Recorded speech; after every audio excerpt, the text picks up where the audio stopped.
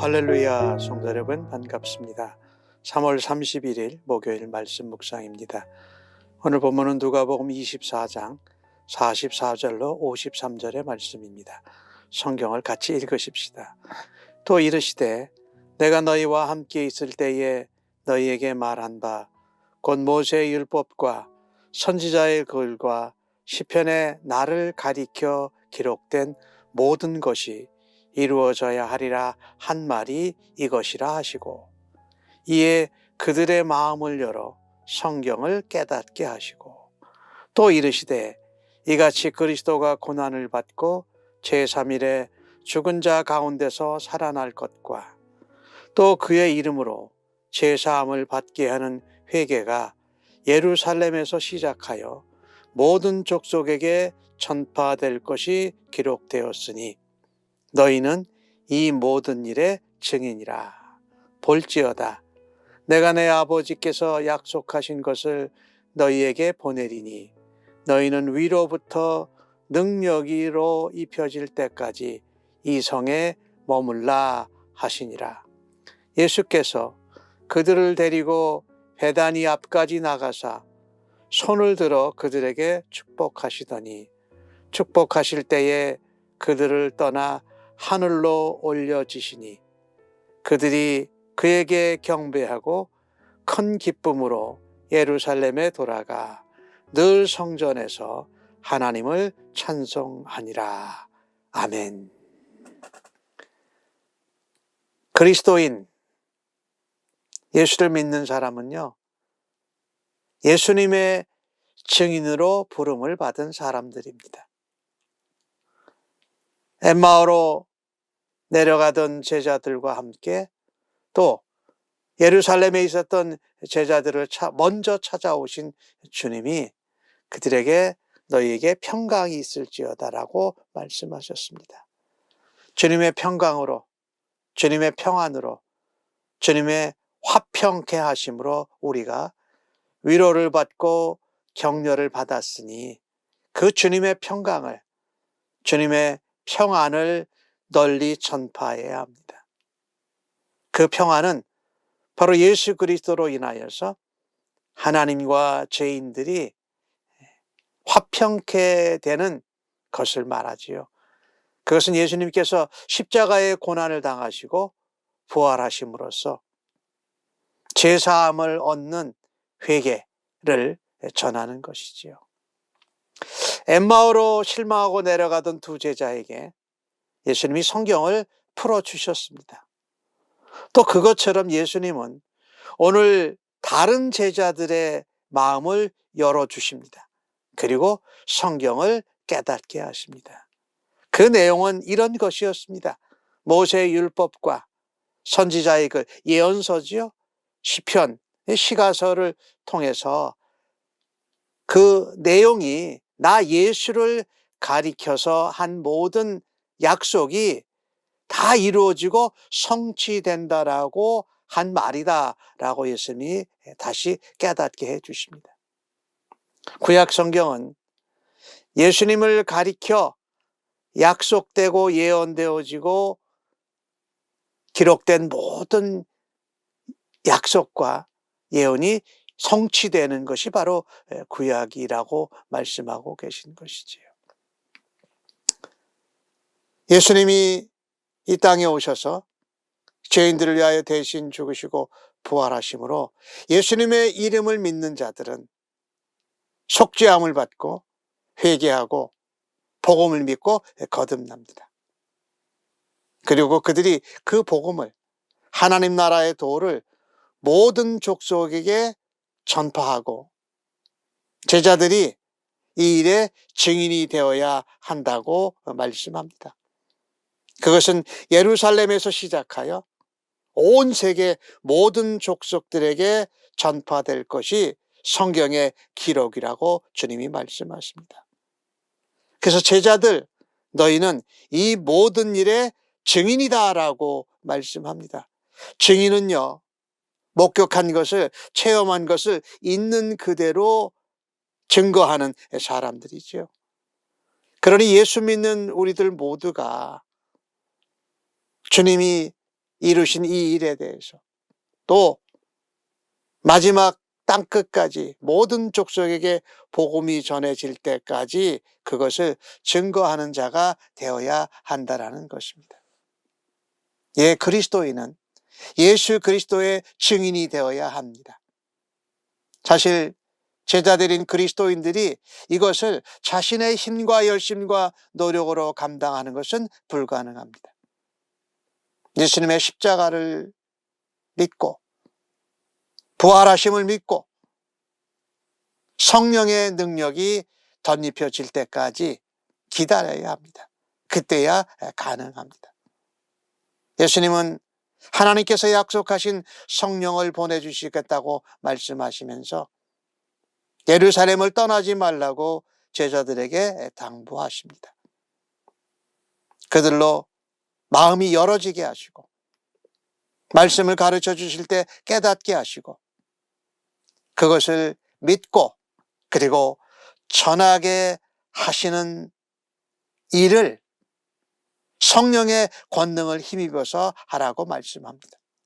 제자들에게 그렇게 말씀하신 것처럼 오늘 이 시대에 예수를 믿는 우리들도 예수님의 증인이 되는 일을 감당해야 할 줄로 믿습니다. 그것은 성령의 능력으로, 성령의 권능으로 하는 것이지요. 성령의 인도하심을 따라서 감당하는 것이지요. 마지막 예수님이 승천하시기 전에 제자들에게 당부한 것이 무엇이었습니까? 증인이 되라는 말씀입니다. 주님의 증인이 되기 위해서 성령의 능력을, 권능을 힘입어라. 즉 하나님 나라의 도를 전하고 예수 그리스도의 증인으로서의 삶을 살아드리는 것은 성령의 임재하신 가운데 있고 성령의 능력을 힘입고 성령 충만한 모습 중에 하나인 것이 분명합니다. 예수님이 제자들에게 그렇게 말씀하시고 베다니까지 나가셔서 제자들을 축복하십니다.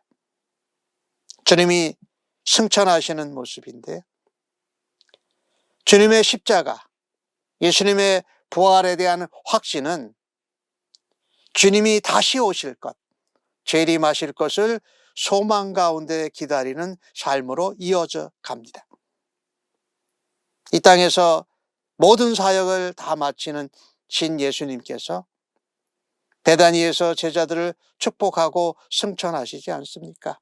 왜 하필 베다니까지 가셨을까?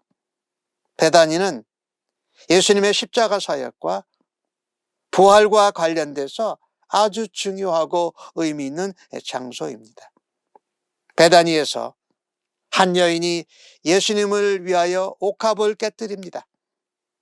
그리고 예수님의 머리에 그 향유를 부어서 예수님의 장례를 준비한 곳이지요.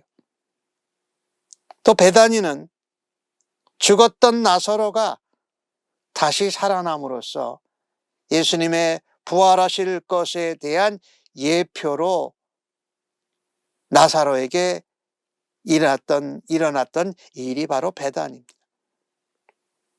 제자들은 승천하신 예수님을 경배하고 큰 기쁨으로 예루살렘에 돌아가서 늘 성전에서 하나님을 찬송했다라고 오늘 본문이 기록합니다. 하나님을 찬송하고 예수님을 경배하고 큰 기쁨으로 예배자로 살아갔다라는 말씀이지요. 약속하신 메시아를 성전에서 기다리면서 기도했던 안나, 그리고 시므온, 오늘 제자들이 예수님이 승천하시는 모습을 보면서 하나님께 예배하고